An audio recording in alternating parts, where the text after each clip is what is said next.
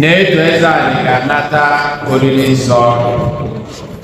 Anyị na-ayọ ka anyị niile jikọ aka n'ebere n'isi mmadụ niile, ma ọ kacha ụmụaka anyị ga-anabata tata n'ụzọ pụrụ iche.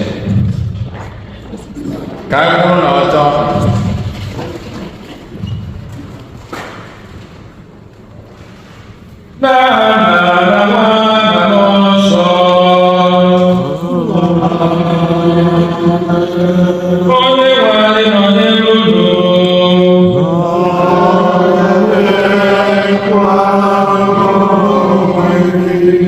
Emume nnabata.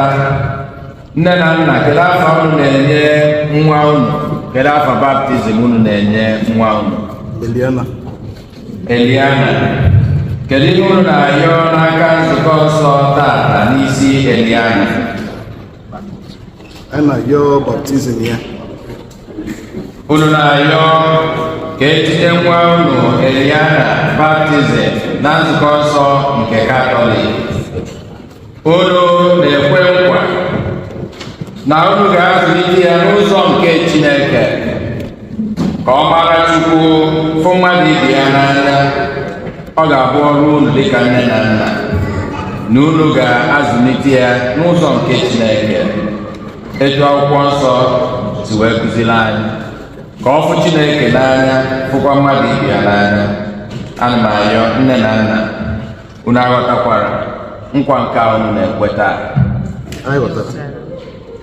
Kedu ndị na-amụta?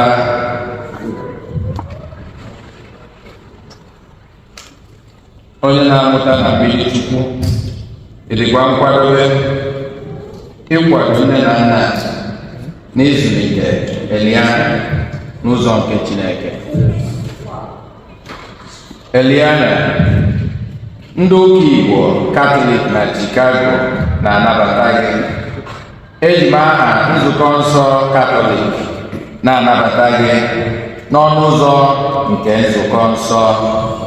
N'aha ndị ụka Igbo Katọlik na Chicago, ka nna aka gị akara nke obere egedege iru n'aha Nna na Nwa na Mmụọ Nsọ, akara nke nzọpụta, akara nke mmeri. Ana m ayọ nne na nna ka unu ka akara nke obe n'iru Eliana na egedege iru ya. Godfather, do the same.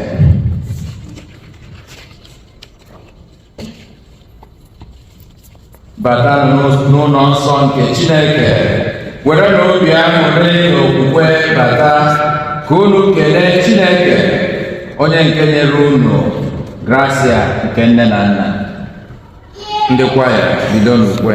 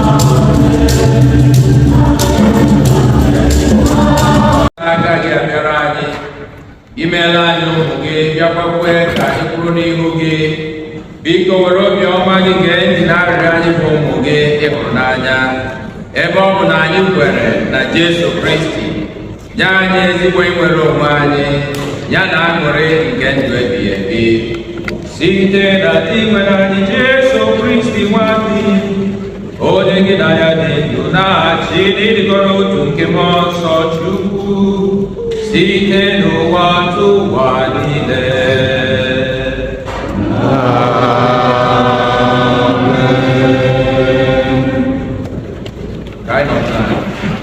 Ihe ọgụgụ nke mbụ, ihe ọgụgụ e nwetara n'ọrụ ndị ozi. Isiokwu: Barnabas kọwara onye nwe anyị zite Sọl n'ụzọ. Sọl wega Jerusalem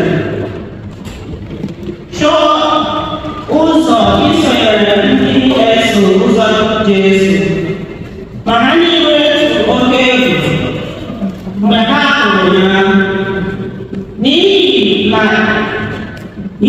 ekwetaghị ma ọ bụ onye na-eso ụzọ Jesu n'eziokwu. Ma Barnabas kpọrọ ya bụrụ ya bịakwuru ndị ozi, kọrọ ha otu Sọl si bụ onye nwe anyị n'ụzọ. Ọ gwara ha na ọ gwara ya okwu. Ọ gwakwara ha otu Sọl si zisa ozi ọma n'aha Jesu na Damaskọs na-asọghị onye ọbụla anya. N'ihi nke a, ha wee nabata Sọl, ya na ha wee nọdụ. O wee gagharịa ebe dị iche iche na Jerusalem na-ezisa ozi ọma n'aha onye nwe anyị na-atụghị egwu. Ọ bụkwa ndị Juu ndị na-asụ asụsụ Grik okwu Chukwu. Ha niile rụtara ụka, ma ha kwesịrị ike ikwu ya. Mgbe ndị otu Kristi chọpụtara nzube ha, ha na-enwe ọgbakọ Sọl ruo Sizaria, wee ziga ya obodo ya bụ Tarsus. Nzukọ Kristi dị na ala Judea na Galili na Samaria dum kwere udo. Ọ bịakwara na-eto n'okwukwe, na-ebi ndụ ife egwu onye nwe anyị, ya ka na-eweta nkasi obi nke mmụọ nsọ.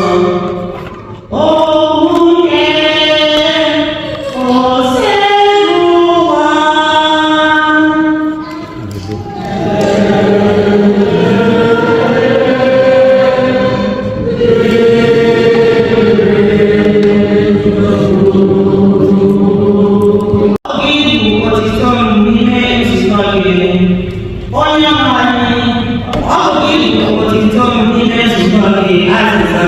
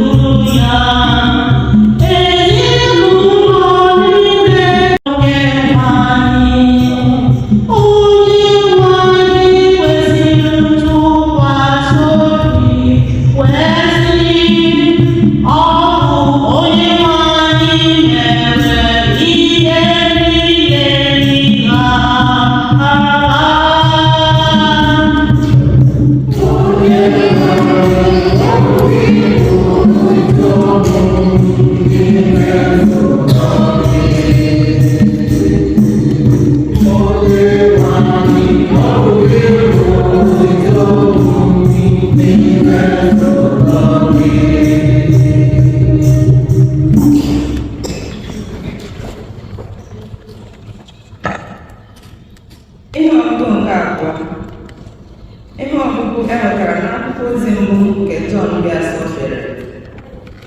Isiokwu: Iwu o nyere anyị bụ ikwere na nwa ya na ịhụ ibe anyị n'anya.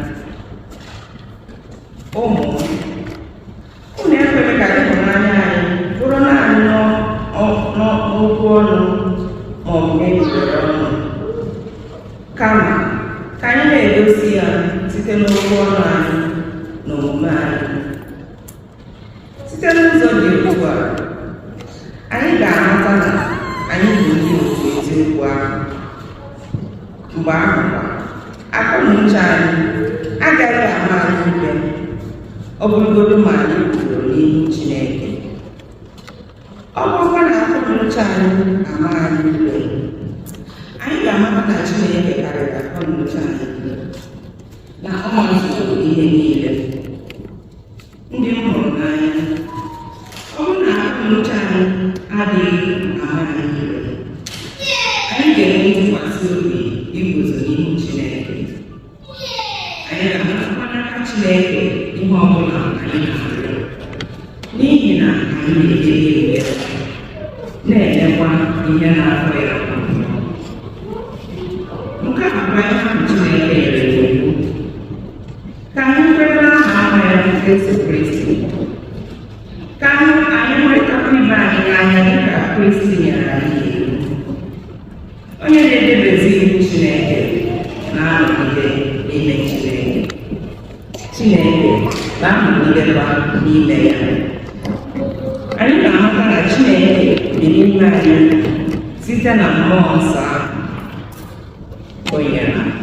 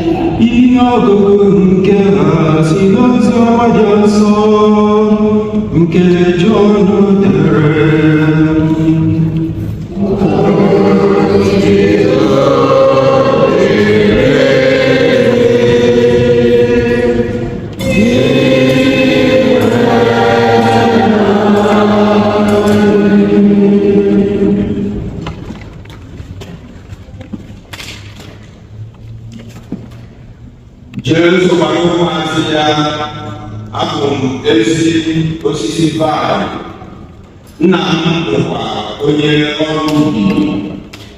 Ngalaba ọbụla n'ime m nke na-adịghị amị mkpụrụ, ọ na-egbu ya, ma ọ na-akpacha ngalaba ọbụla na-amị mkpụrụ ka o wee gbuo mkpụrụ karịa. Ugbu a unu dị ọcha n'ihi okwu niile m gwara unu. Birikwanụ n'ime m dịka m si biri n'ime unu, n'ihi na dịka ngalaba na-apụghị ime iyi mkpụrụ ma ọ bụrụ na ọ nọgideghị n'ogwe osisi. Otu ahụ kwa ka unu na-apụghị ịmị mkpụrụ ma ọ bụrụ na unu anọgideghị n'ime m. Mụ onwe m bụ osisi vaịn, ma unu bụ ngalaba nke m. Onye ọbụla nke na-anọgide n'ime m ma mụ onwe m kwa n'ime ya ga-amịta ọtụtụ mkpụrụ, n'ihi na eweziga m unu apụghị ime ihe ọbụla. Onye ọbụla na-ebideghị n'ime m a ga-eburu ya dị ka ngalaba ka ọ kpọnwụọ.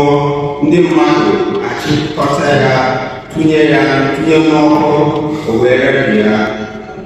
Ma ọ bụrụ na unu ebiri n'ime m, ọ bụrụkwa na mụ na akwụkwọ m ebiri n'ime unu, rịọ ihe ọbụla unu chọrọ, a ga-enyekwara unu ya site n'ihi ọtụtụ mkpụrụ ka unu ga-esi enye Nna m otuto. Sitekwa n'ime otu a unu ga-abụ ndị na-eso ụzọ m n'eziokwu.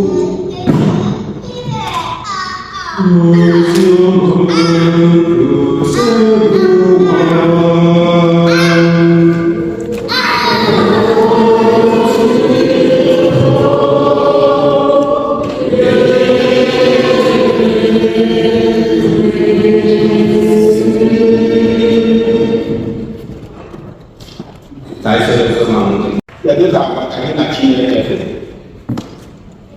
Kedu ka agbata gị na Chineke dị? Kedu ebe ị nọ? Kedu ebe Chineke nọ? How far are you from God? Enwere gap n'ebe ị nọ n'ebe Chineke nọ. Ọ bụrụ na enwere gap, ị maghị ga-agba mbọ kpuchinata ya. Maka na enwere gap, ị mara na ị nọ ebe dị anya n'ebe Chineke nọ. Ekwesịghị inwe gap atọ. Ọ ya ka Jesu Kristi n'ozi ọma n'ihe ọgụgụ taa niile wee na-agwa anyị ka anyị biri n'ime ya ka o biri n'ime anyị. Ịma ihe mmadụ dị n'ime onye gaghị ka ọ na-agba achịkọnata bụrụ otu. Ya agaghị enwe gap n'ebe ị nọ n'ebe Chineke nọ, maka na gap na-adị njọ. Ọtụtụ oge dị na nwunye ihe unu hapụta gap dị n'etiti unu, Ekwensu abata tisa unu. Ọ ya bata adị n'ime gap. Anyị Chineke chọrọ ka gị na ya eburu enyi ya, ka gị na ya bụrụ enyi, ka gị na ya bụrụ nwanne. Ọ ya batara n'ozi ọma tata, ọ na-akwa anyị uru ka anyị na ya bụrụ otu, ka anyị bịabiri n'iru ya ka o biri n'ime anyị. Anyị na-anya ihe gbasara n'ihe ọbụla nke abụọ, ọbụkwa ka anyị mara na ihe a ga-adị pọsịbụl ma ọ bụ na anyị na-afụ onwe anyị n'anya. Maka na ịhụnanya bụ idobe iwu Chineke. Adịdobe iwu Chineke bụ igosi ịhụnanya. Anyị ịhụnanya bụ na-ejikọ mmadụ na ibe ya. Ọ bụrụ na ịhụnanya adịrọ, esemokwu adị, ohere gap adị. So Jesu na-agwa anyị ka anyị ya bụrụ otu, ka ọ ya dị nweta atọ. Anyị wọchi ya edere atụ ụmara n'izu ọma. Atụ ụmara gosiri na agaghị enwe gap n'ebe ị nọ n'ebe Chineke nọ. Na atụ ahụ anyị ji afụ osisi, ọ kpọrọ osisi vaịn. Eziokwu na many of us anyị afụghị osisi vaịn, anyị na-afụ osisi ndị ọzọ. Anyị afụghị osisi si akwụ fụ ngalaba ya niile. Ngalaba niile na-anụ akwụkwara anyị ncha niile n'otu n'otu, otu anyị si ya nọdịgasị ebe a. Ọ ya bụ ngalaba ya. Ihe ọ na-egosi ga Jesu bụ osisi kwụ otu a. Anyị ncha niile agụrụsịa ngalaba nọdị ya niile. Otu osisi na-akwụ ife ngalaba niile adị ya n'arụ. anyị ụbọchị osisi kwuru ngalaba niile a o nwere ngalaba egwu ọ na-enwezi ọ dịghị enwezi ndụ maka na gịnị osigo na osisi ahụ ebe gịnị wee pụọ. Ọ bụrụ na isi na-arụ osisi, ọ bụrụ na ike wapụ onwe gị n'ebe Chineke nọ, o nwere ihe ike wapụrụ n'ebe Chineke nọ, inwezi uru ị bara. Anyị ga-akpọgbu ndụ agaghị aga n'ime maka na akọtụghadị ngalaba ndụ adịrọzi. Anyị na-anya osisi na ngalaba ya mfụ na ngalaba niile na-ama mma maka na ha na-esi na osisi ahụ enweta ndụ. Ha na-esi na osisi ahụ enweta ndụ. So na onye nwanyị na-akwa ndụ ka anyị nọgidesi ike n'ime ya ka ọ nọgide n'ime anyị ka ọ ghara ime ihe dị iche maka akpụ anyị kwụọ ya n'osisi na ngalaba ụmụafọ ihe dị iche ha na-abụrụ anyị connected lens anọghị abụ nke abụọ n'ime ka abụọ n'ime abụrụ otu. O nwere edere ife ndị nwa iji wee kọwaa ya nke ọma.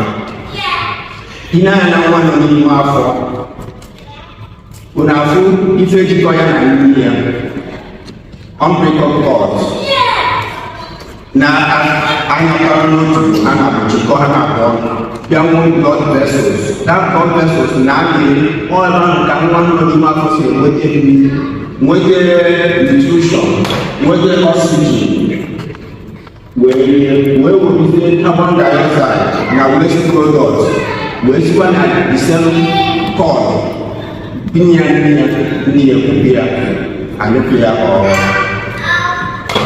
opi ya na-arụ iwe fụ ka ha na-abụsi wee jikọ.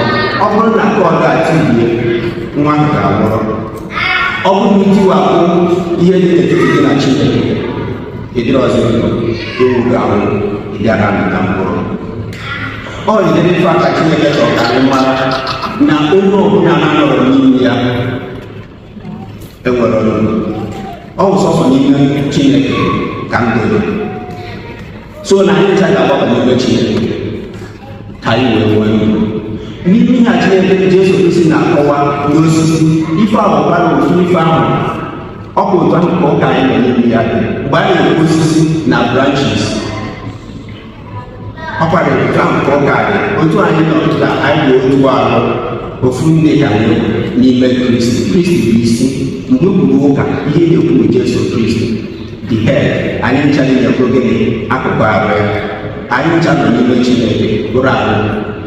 Anyị ọ bụrụ na anyị mere ejide etu ọfụma onye bụjiri okwu okwu ịfụnanya abụ na anyị na-afụrịta onwe anyị n'anya anyị nọgidesiri ike n'ime Chineke. Ọtọ ọkụ ịfụnanya dị n'ime gị ị ga-ekewapụ onwe n'ime Chineke. So ụmụnne m na Kristi okwu a na-akpọ anyị tata bụ ịnọgide n'ime Chineke, ịbịa Chineke nso ka gị na Chineke bụrụ otu ka a ghara inwe gị ahụ ka isi nri ya were na-adị ndụ maka na ọrụ nri ya ka isi na-adị na-amịta mkpụrụ. O nwere ife ga-ekewapụ gị n'ịfụnanya Chineke. Anyị ịfụnanya Chineke anụnwa bụ ihe jikọrọ mụ na gị. Ọnya na anyị chaghị gada ebe dịka otu ahụ otu anyị chaghị esi wee gada wee nọkọ ọnụ. Ọ bụrụ na anyị adịghị emeta onwe anyị anya anyị na-ekewapụ onwe anyị n'osisi ahụ Jesu Kristi bụ isi ndụ anyị. O nwere ebe ọzọ ndụ dị na-abụrụ n'ime Kristi. Ka anyị gbaa mbọ dịka ndị a na-akpọ ka anyị jikọọ ka anyị na Kristi bụrụ otu. Ị ga-ajụ onwe gị kedu ihe ga-ekewapụ gị n'ịfụnanya Chineke. Ekwela gị ihe ọbụla kewapụ gị na mmekọrịta anụma, mmekọrịta n'ime Kristi. Ekwela ka ọ nwụọ mịa mkpụrụ site na idigide ịnọgide n'ịfụnanya. Udo dịrị. Part of our right, I can be able. My dear brothers and sisters, let us ask our Lord Jesus Christ to look lovingly on this child, Chidiebube Eliana Ejiofor, who who is about to be baptized, to look upon her parents, Stanley and Jolina, and her godparents, and all of us baptized. By the mystery of your death and resurrection, bathe Eliana in light, give her a new life for baptism, welcome her today into your holy church. We pray to the Lord. Lord, hear our prayers. Through baptism and confirmation, make Eliana your faithful follower and a witness to your gospel. We pray to the Lord. Lead Eliana by a holy life to the joys of God's kingdom. We pray to the Lord. Make the lives of our parents and godparents examples of faith to inspire this child. We pray to the Lord. Keep our family always in your love. We pray to the Lord. Almighty and everlasting God, you sent the only Son into the world to cast out the power of Satan and the spirit of evil, to rescue us from the kingdom of darkness and bring us into the splendor of your kingdom of light. We pray for Eliana. Send down your spirit upon her. Cast out the power of Satan, the spirit of evil, from her, and bring her into the splendor of your kingdom. Free her from original sin and make her a temple of your glory, and send your spirit to dwell within her today and always, through Christ our Lord. Amen. Father, you give us grace through sacramental signs. You tell us of the wonders of your sea power. In baptism, we use your gift of water, which you have made a rich symbol of the grace you give us in this sacrament. At the very dawn of creation, your spirit breathed on the waters, making them the wellspring of all holiness. The waters of the great flood you made a sign of the waters of baptism, that make an end of sin and a new beginning of goodness. Through the waters of the Red Sea, you led Israel out of slavery to be an image of God's holy people, set free from sin by baptism. In the waters of Jordan, your Son was baptized by John and anointed with the Holy Spirit. Your Son willed that water and blood should flow from his side as he hung upon the cross.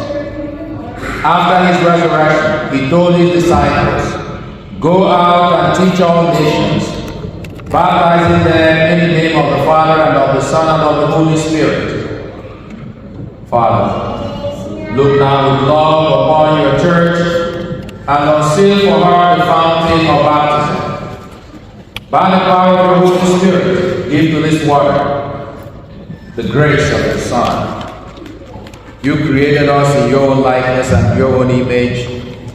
Cleanse us from sin, and through the new birth to innocence by water and the Spirit.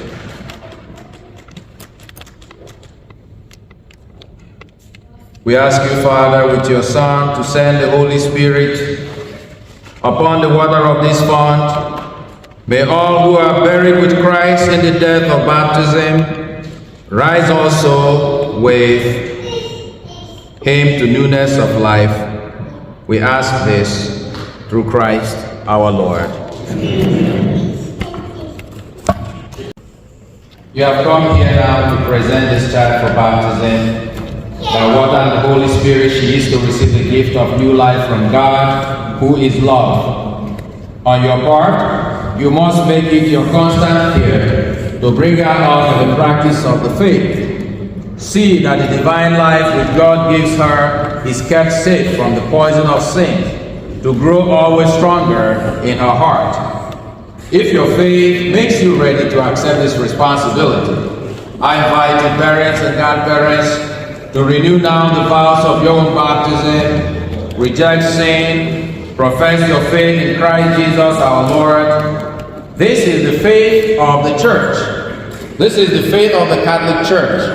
And it is into this faith that Eliana is about to be baptized. Parents and godparents, do you reject Satan? Yes, I do. And all his works, Yes, I do. and all his empty promises. Yes, I do. Please stand, everyone, brothers and sisters, and together with these parents and grandparents, let us profess our faith. Oh,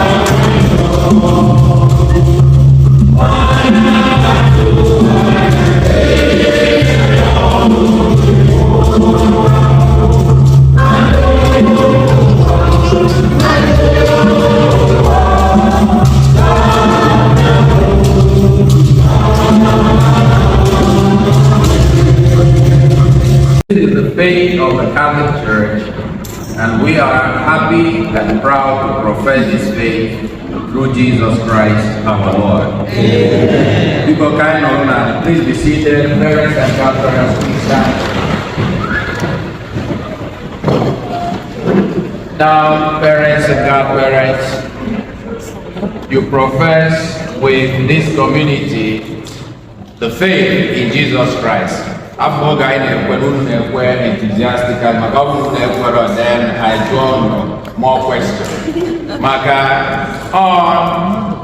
Into this faith that we have professed, that we will now baptize Eliana.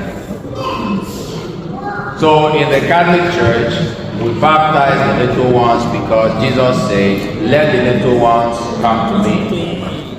If you who are able, the Lord says, know how to give good things to your children, how much more your Heavenly Father. So you're giving Eliana this special gift. As Father had preached, through baptism, she will now be anchored to Christ permanently, inseparable union. That is what we are now to perform in faith. Because we don't do forceful conscription of members. So we ask the parents, is it your will that your daughter, Eliana, now be baptized into the faith of the Catholic Church that we all have professed? Yes, I will. Ndị nọ n'azụ na anụrụ ihe a na-ekwu. Yes. Yes, it's our way. If your faith makes you strong, we invite you with the godparents to come to the water of life for the baptism of Eliana. As we are baptizing Eliana at the end, Father Pius and Father Peter will sprinkle the rest of the community while the choir sings a song of praise.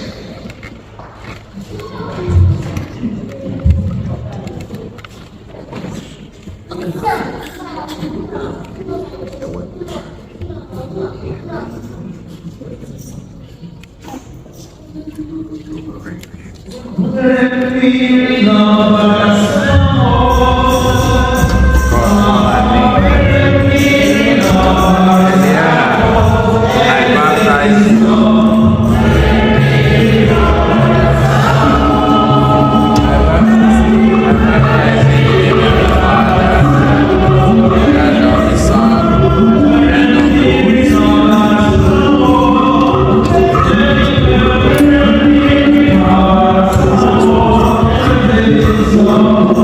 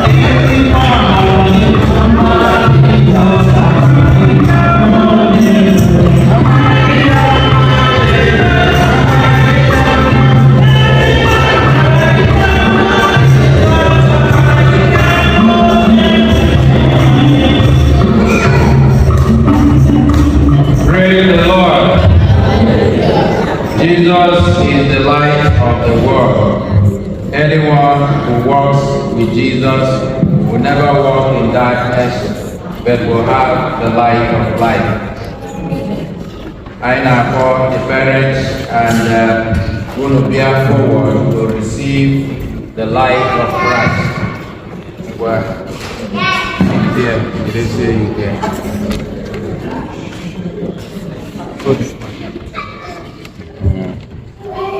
Parents and godparents, this light is entrusted to you to be kept burning brightly. This child of yours has been enlightened by Christ. She is to walk always as a child of the light. May she keep the flame of faith alive in her heart. When the Lord comes, may she go out to meet the Lord with all the saints in the heavenly kingdom, walking in the light of Christ always, through Christ our Lord. Amen. The Lord Jesus made the deaf to hear and the dumb to speak. May the Lord now touch your ears so you may hear God's word and listen to mom and dad. May the Lord open your mouth so you may speak always the praises and glory of our God. Amen. Amen. Eliana, you have put on Christ. In Christ you have been baptized. Alleluia, alleluia. Alleluia.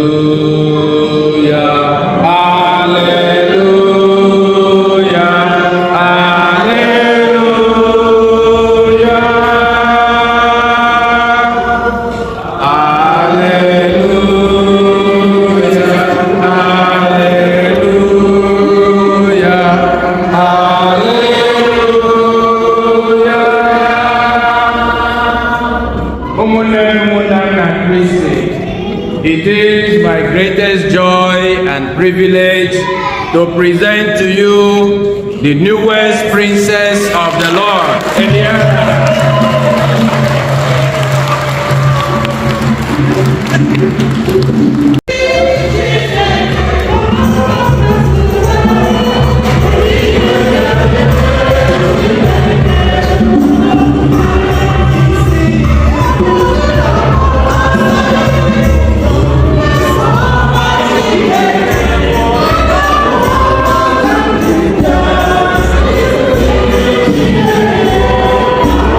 Oh,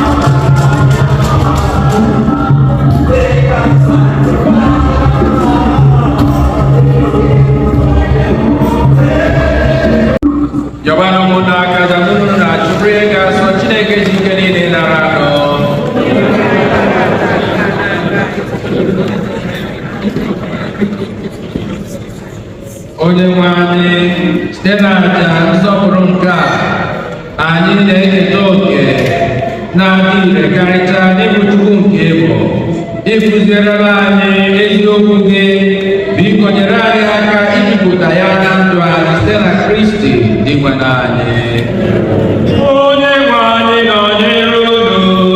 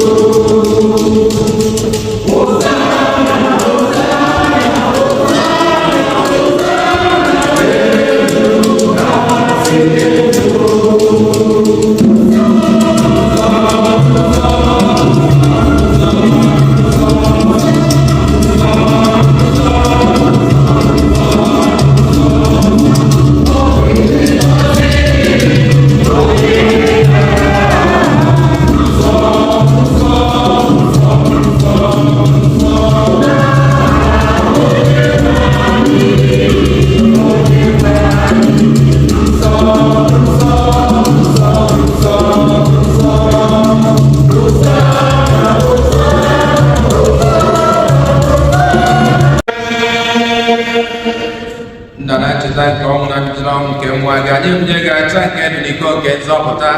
Anyị na-ekele gị n'ihi na ị kwere ka anyị dị mma ịpụrụ n'ihu gị na-eto gị. Anyị ji umeala rịọ ka anyị bụ ndị na-anata ahụ na ọbara nke Kristi bụrụ otu site na njikọ nke mmụọ nsọ. Nna, cheta nzukọ gị gaa zuru ụwa niile, mee ka ịhụnanya gị jupụta ya. Gọzie Popu anyị bụ Francis na Bishọp anyị bụ Blaise na ndị ofufe ọlta gị niile.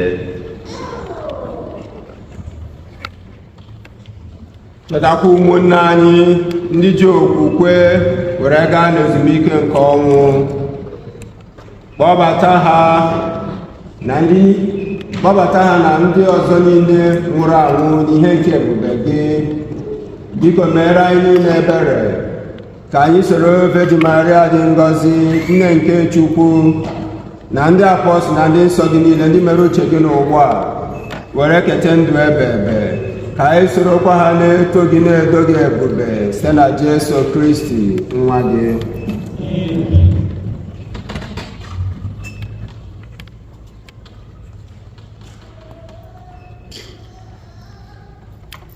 Ihe niile kere eke na-eso ya bụ Kristi, na-esikwa n'ime ya na n'aka ya, n'ịgọrọ otu nke mmụọ nsọ, na-enye iwu Chukwu kacha ike niile, nsọpụrụ na otuto niile, site n'ụwa tụwa niile.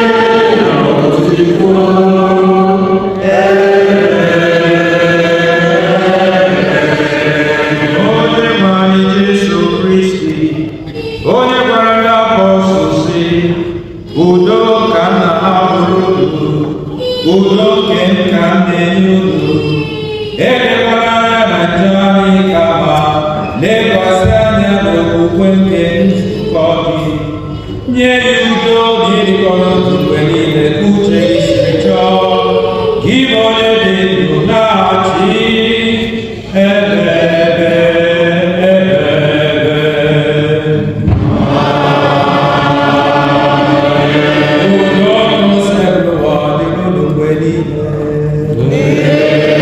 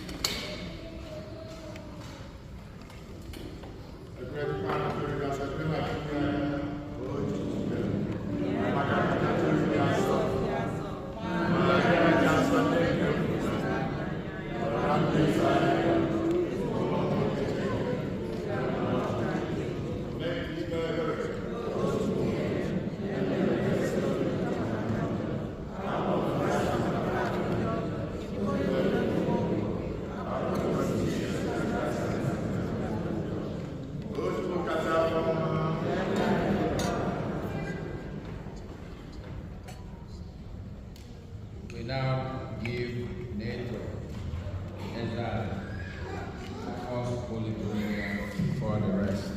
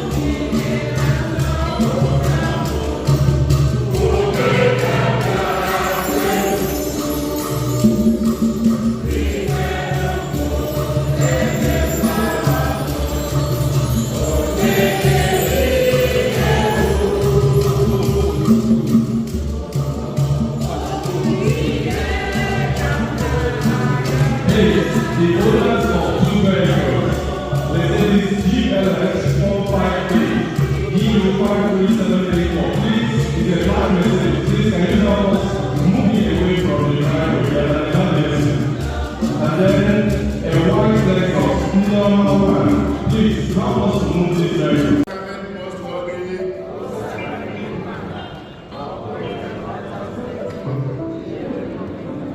Lord Sacrament most holy.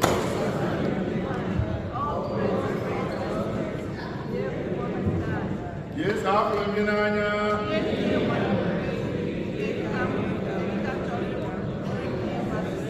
Yes, after Minanya.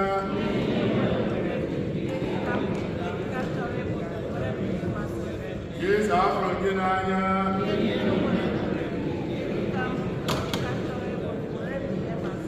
Children, na wana moso.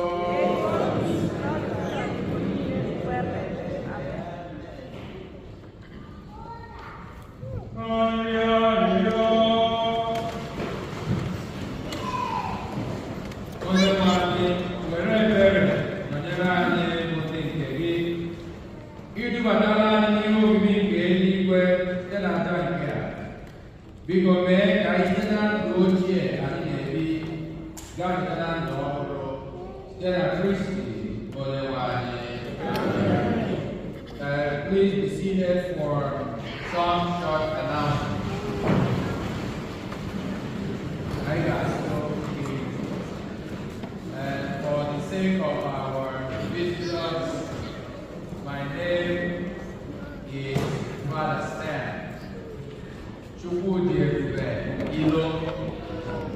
So I have the rare privilege of serving the best community in town.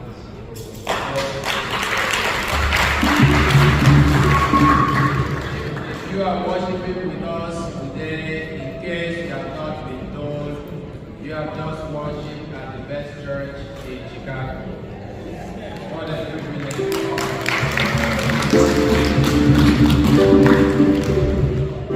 And with me here are my fellow servants to the people, Father Peter, who handed over the mantle to me. Father Peter, please stand and be recognized.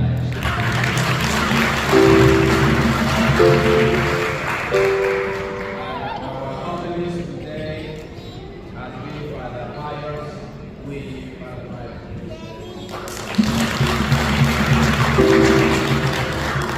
And our seminarian, Brother Philip, who actually celebrated his birthday yesterday.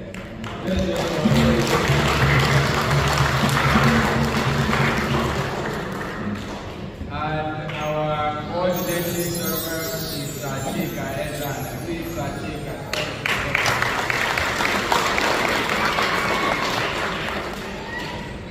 You get to meet all our leaders here. We don't have time to introduce all of them.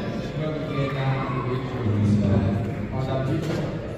Want to congratulate Tanya and Lolita on the baptism of your daughter, Eliana Ejiofor.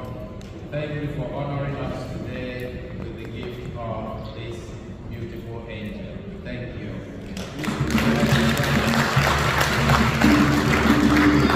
And congratulations to NATO.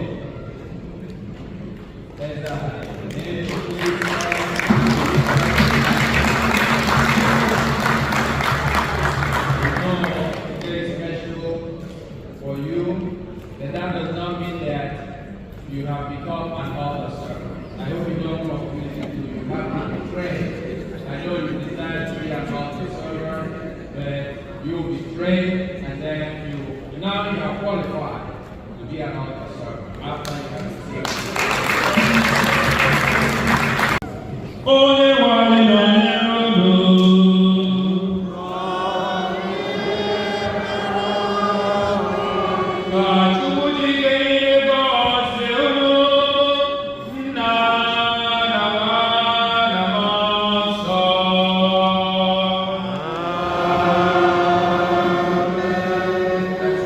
person I'd like to introduce specially, Sister Elizabeth. She all the way from Kenya. She is the first Kenyan to join the Daughters of Divine Love. In case it's your wife wearing the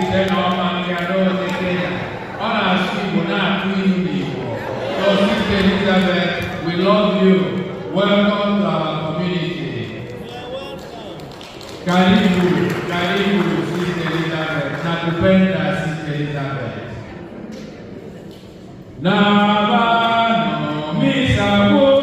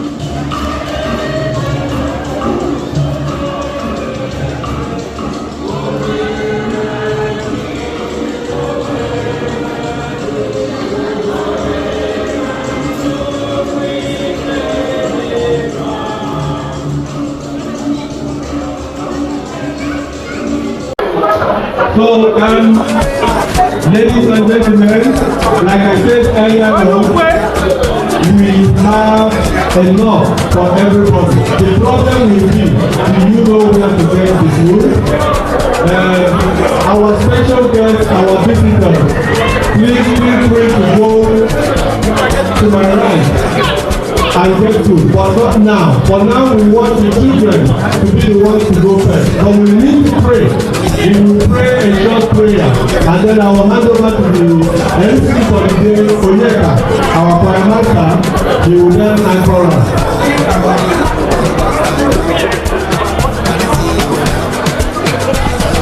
So I will hand over to the MC, and then we will take it up from there.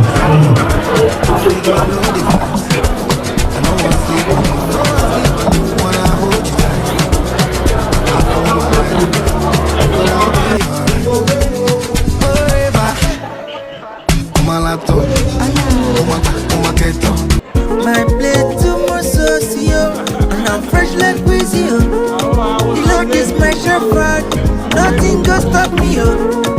Here Chapeko Toro, come get the power forever, ho. Got the money up the ceiling, getting out one years a day from now. I know if you do, I don't see, make the money burn. Here Chapeko Toro. Dedicate my time.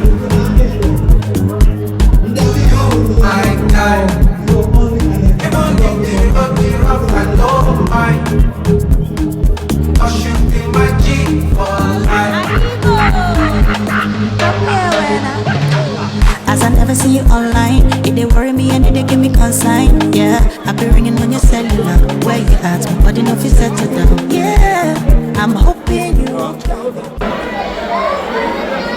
Kristi na ndụ ebe ya bụ ama na nke a anyị na-eri nri isi mmadụ mechie ọnụ taa ga-enye nsogbu mana ndị nwere ike ige ntị na-ege ntị ka ebe ekpere gosi ọjị ọ bụ na anyị gosikasị ọjị ofu onye okenye emekwasị ya n'omenala etu ya si eme n'afọ na nwa na mmụọ nsọ amen.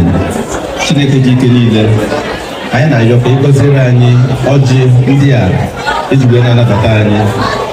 Ọjị bụ ibe ndị Igbo ji wee na-anabata ndị ọbịa. Anyị na-ayọ dịka ọjị a si wee dịkọ n'otu mee ka obi anyị na-adịkọ n'otu oge niile ka mmụọ anyị na-adịkọ n'otu ka anyị na-ata ọjị a ka anyị na-atata ndụ na-atata ahụ isi ike ka ịfụnanya gị na udo gị bụ ihe ga na-achị achị ka anyị wee nwee ike igosipụta ịbụ otu n'ime Kristi oge niile. Anyị yọrọ ka site na Kristi onye nwe anyị. You will win. Yes. You will win. Question. All protocols of God. Go ahead to answer. And the line. It's for one thing I can.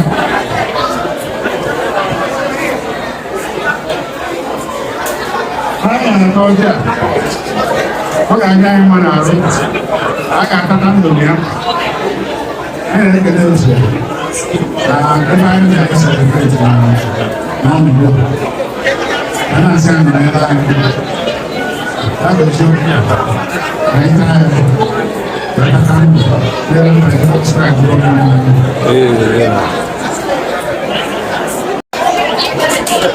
An applause for them, please. An applause for these kids. Okay. We're going to bring another cake. Don't leave yet, all right?